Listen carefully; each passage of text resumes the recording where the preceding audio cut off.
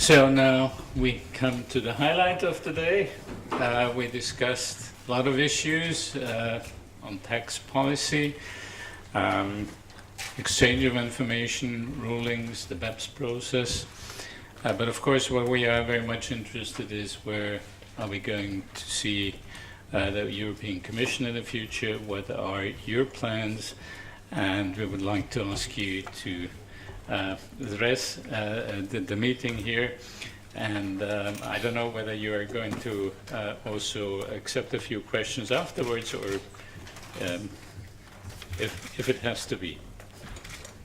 Thank you very much, gentlemen. Thank you for inviting me to annual. The red. Okay. So, thank you for inviting me to your annual tax policy conference. It's my pleasure to be joining you today and to contribute to your discussions, although I understand that you have already addressed all the items that I wanted to talk about. 3 years ago, one of my very first speaking engagements, when I took office as France's finance minister and economy minister, was an invitation from l'Ordre des experts comptables français. And maybe some of you in the room today may have been in attendance then. You will see that my views on tax policy have remained quite consistent. As Commissioner for Economic and Financial Affairs, for taxation and for customs, I'm convinced that we need to have an ambitious blueprint for taxation in Europe. In the next few years, I will aim at advancing an agenda focused on fairness, transparency, and a truly single market from a taxation point of view. I'm well aware of the limitations imposed on this agenda by our decision-making, meaning by the unanimity rule, which is quite often an obstacle to strong progress. But I do believe that we can make substantial progress on taxation at European level in the coming years. Taxation, as you all know, is not some dry technical matter. It is a part and parcel of the growth agenda President Juncker has been implementing with determination since November. Taxation must support the objectives of the European Union and in particular help boost economic recovery. First, from a business perspective, today's fiscal rules fragment the internal market along national lines, increase the administrative burden of doing business in several European countries, and reduce legal certainty. SMEs, in particular, who have, as you know, limited resources, typically do not resort to tax optimization techniques and face a clear disadvantage in competing for market shares beyond national borders. From a governance perspective, aggressive tax planning leads to deficiencies in the tax collection mechanism and results in a revenue shortfall. And I completely agree in this respect with the title that you choose for your conference today. The future of tax policy is indeed a matter for a society, for the society as a whole. And finally, from, I would say, a political perspective, aggressive tax planning and the overall lack of transparency across Europe have, I would say, a corrosive effect on the principle of no taxation without consent.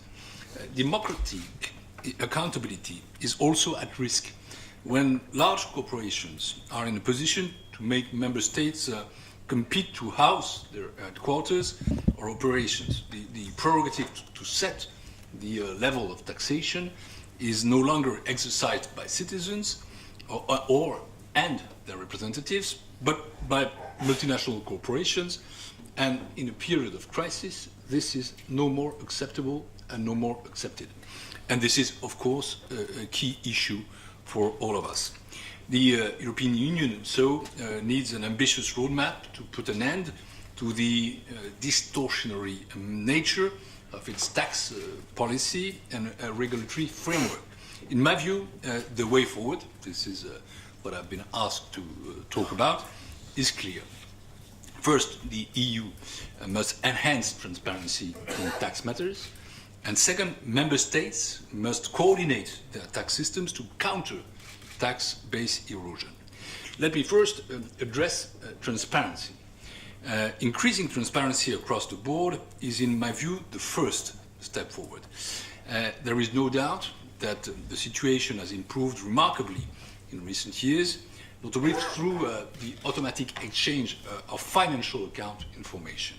However, when it comes to corporate tax issues, cooperation and information between member states' tax administrations remain, I would say, unstructured and weak, leaving them vulnerable to base erosion where companies exploit this information vacuum. Much more progress must be made on transparency in corporate taxation if we want to tackle corporate tax avoidance. This progress can only be made if national tax authorities cooperate significantly more than they do at present. Well, you have only spontaneous, I would say, exchange of information precisely at the moment when the administration lacks spontaneity. You will all be aware of the package of measures on transparency announced last month. This proposal will help improve cooperation between tax authorities by requiring member states to automatically exchange information on tax rulings. Tax rulings are not in themselves a problem. Indeed, they are important tools which give taxpayers the legal certainty and predictability they need in order to take investment decisions. It is vital for companies to know in advance how their activities will be taxed. And when I was the finance minister of France, I favored some of these tax rulings when I wanted an investment, a foreign investment, to be located in my country because it was a part of attractiveness to show predictability there. So we should not condemn the principle, and I'm sure that Pierre Moscovici, who is now a finance minister of an important country, a founding country of the European Union, knows that as well as I do. But the problem is that these rulings are often shrouded in secrecy. This can be a problem when decisions taken by tax authorities of one member state impact other member states. At present, national authorities are often unaware of what other EU countries offer to some multinationals. As a result, the same transaction may be treated differently by different states. And the lack of transparency helps companies play their game and get the best deal. Without visibility on these rulings, governments are not even aware that they need to take action to protect their own tax base. I think this is something we can all agree on. We have also seen that some rulings may not always be in line with fair tax competition. As you may know, the European Commission is currently investigating several tax rulings to determine whether they comply with state aid rules, and has asked all member states, not only one or two member states, to send the full list of their own tax rulings to the Commission. The Commission proposal on tax rulings will, I think, help shed a light on this currently opaque yet crucial aspect of corporate tax. It is designed to make governments more aware of the effects of others' rulings on their own revenues and better equipped to react. With the automatic exchange of information on tax rulings, all member states, I say all member states, will have to share details with each other on all of their cross-border tax ruling systematically and every 3 months. Unlike the current provisions for tax rulings, there will be no escape clauses and no room for interpretation on these requirements. The information that tax authorities must exchange will be predefined. It will be comprehensive enough to allow member states to assess whether a tax ruling is relevant or not. And as I said, tax rulings on the principle are not irrelevant, but it will also be simple enough to avoid necessary administrative burdens, and we must be conscious of that. If, after this initial exchange, a member state believes that it needs more information on a particular ruling, it can request more details. Greater transparency will also bring greater scrutiny, which will lead to further benefits. Member states will be deterred from granting unreasonable tax rulings. Transparency will thus open the door for EU countries to apply peer pressure on one another to amend their national systems. For their part, companies will be, I think, discouraged from using rulings to shift profits and to avoid taxes, and so we'll come back to, I would say, clearer practices and more open practices. This proposal was welcomed by all ministers last week in Riga when we met for the ECOFIN Council. Pierre can agree with me. I was surprised by, I wouldn't say the enthusiasm, because finance ministers are not always enthusiastic by temper, but I would say massive support, active support, and energetic support. And this is, I think, very important. And I fully trust the Luxembourg presidency, which is the next presidency of the EU, to deal with this aspect. We know well each other, and we want to have a deal in the Council which is fast enough and strong enough to have an implementation of this directive by the 1st January of 2016. So we'll have to work together, but I know that you're fully open to that. It represents an essential first step towards a more transparent and fair tax environment in the EU, but it is only a first step. When it released its March package, the European Commission also announced that it is considering whether to introduce further transparency measures, such as, I will tell it, public disclosure requirements for multinationals. We have repeatedly heard today how important this issue is to many organizations. Personally, but it's only a personal view, I am in favor of full transparency for governments and for businesses. But this is not a decision, of course, to be taken lightly. The European Commission has therefore committed to undertake a full assessment of the costs and benefits of further action. This analysis will take time, but it is essential to ensure that new policy decisions, further policy decisions, are firmly grounded on a thorough analysis of evidence, sound objectives, and on clearly identified benefits. A word now on the second front of our taxation agenda, which is tax coordination.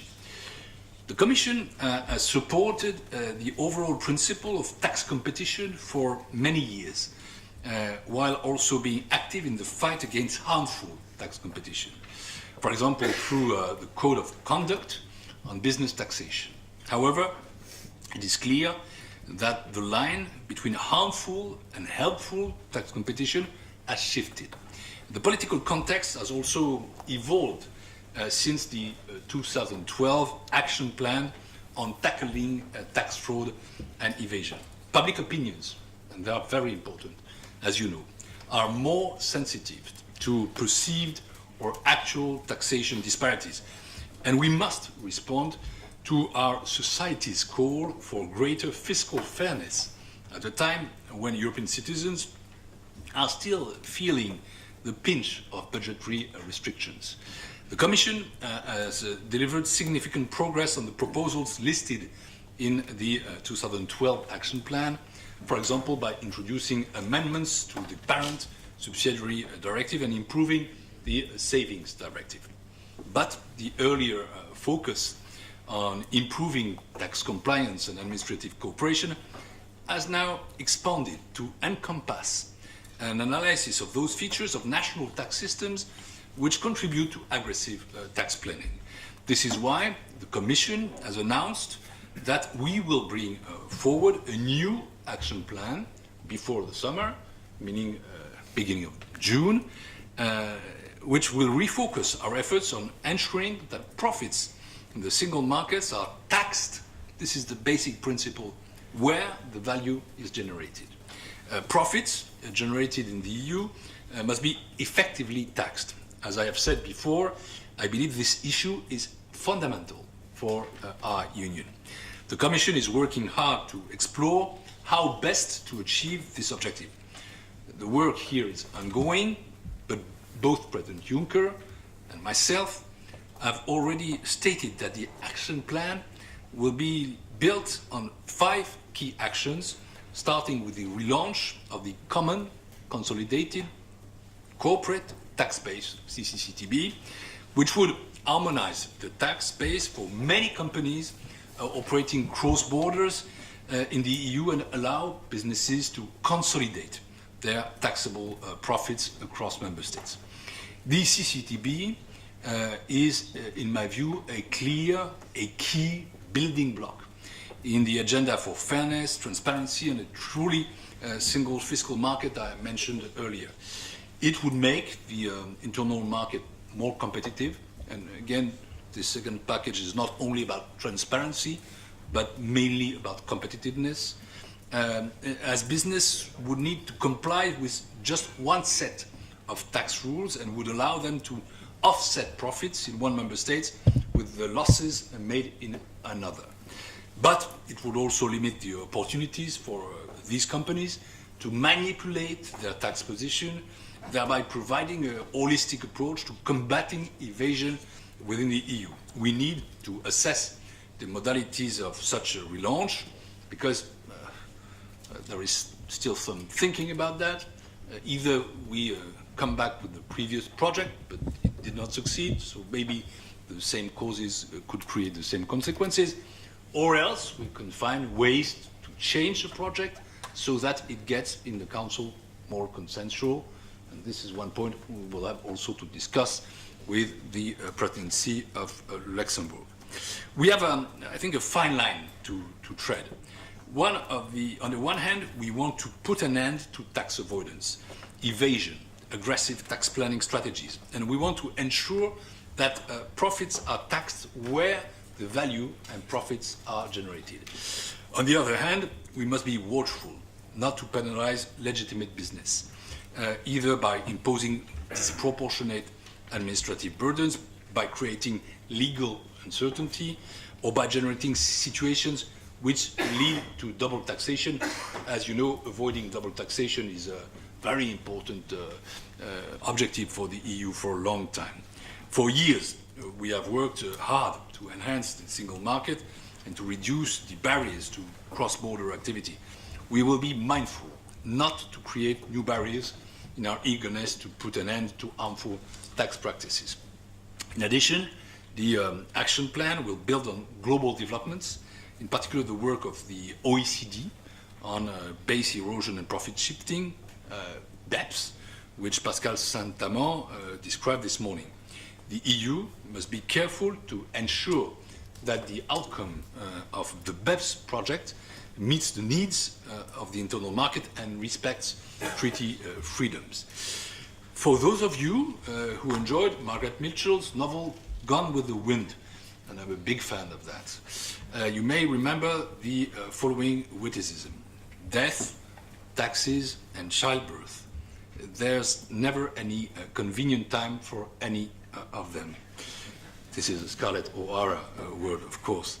There is not much the European Commission can do about death and childbirth. But we're hoping to change the landscape for taxation. Getting it right will not be easy, and that is why it is important to attend events such as this one today.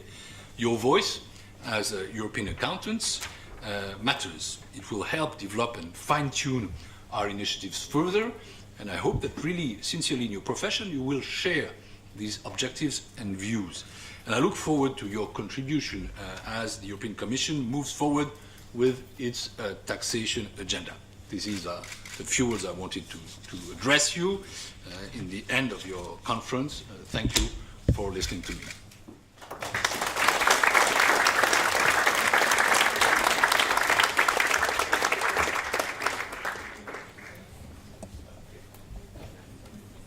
Very few questions. Very few questions. Very few. I understood you are under heavy time pressure, but Sorry. if we can take one or Not two far away. questions. So who would like to? Yes, please, Stephen. Stephen Dale, PwC Cabinet Avocat, Paris. A question we've dealt mostly with direct taxes during the course of the day.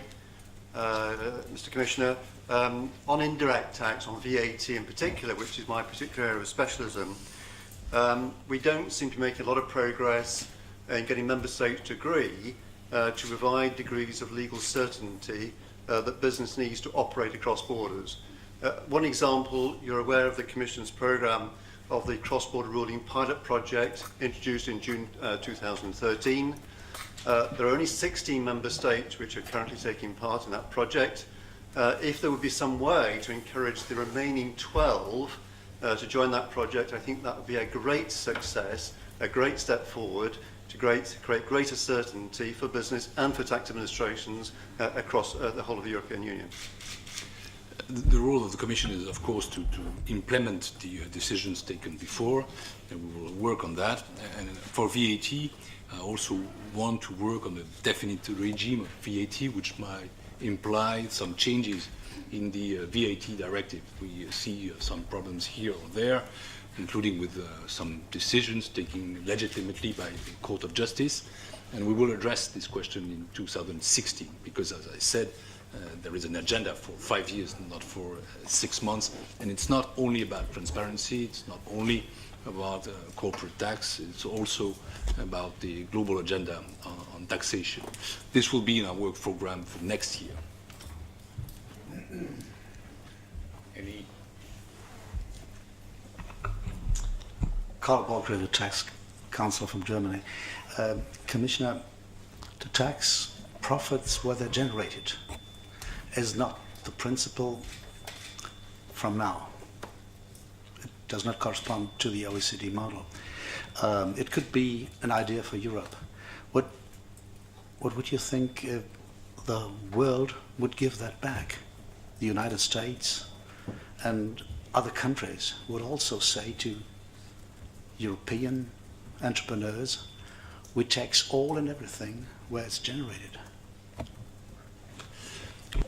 In those fields, I think that reciprocity is a good principle, and that we need to move towards that way. You know, I've been finance minister for 2 years, from 2012 to 2014.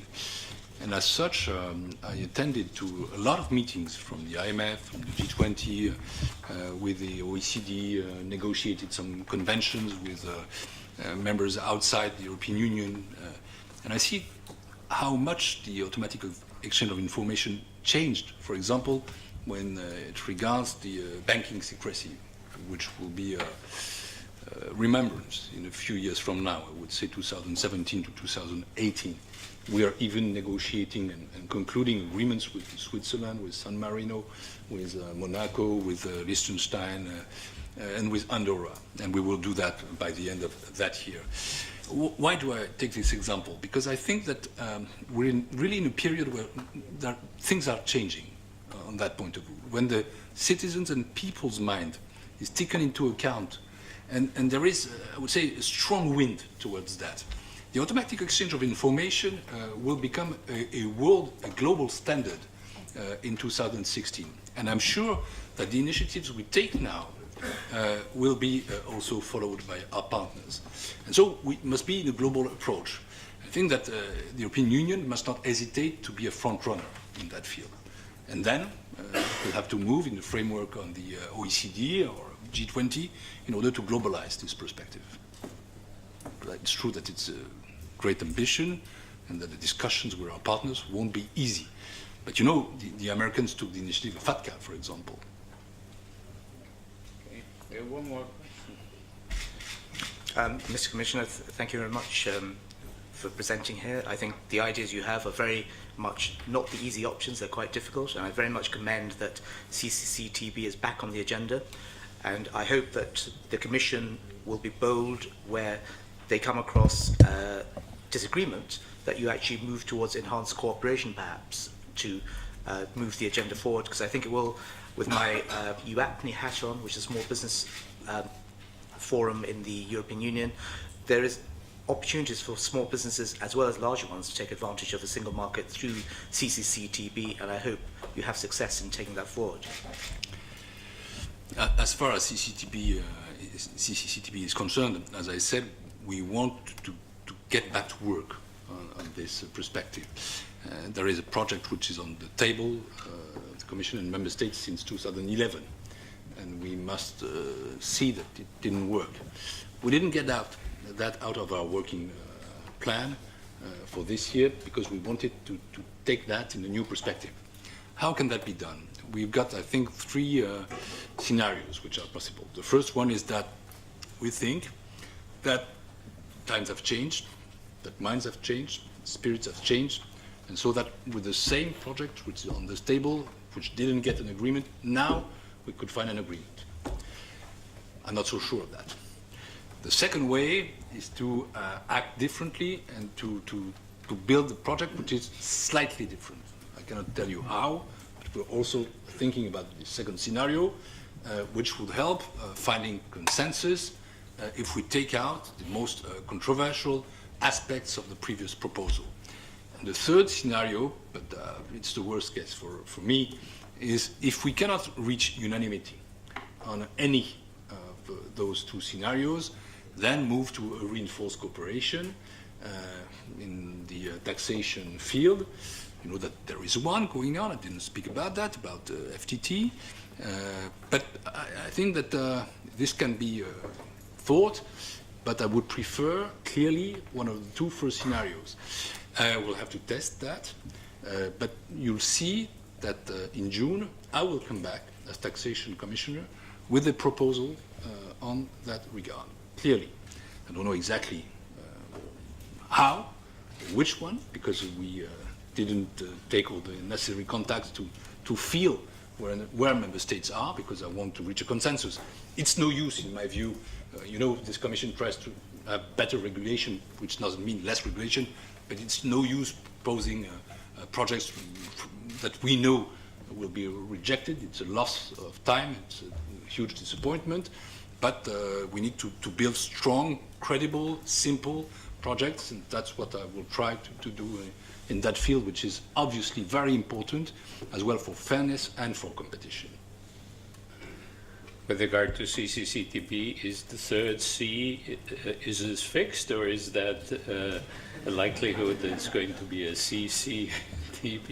It's a very good question. Quite relevant. It's part of my own reflection. Okay. Thank you very much. We are aware of your time constraints. Thank you. Thank you very much for taking a few questions. We really appreciate it.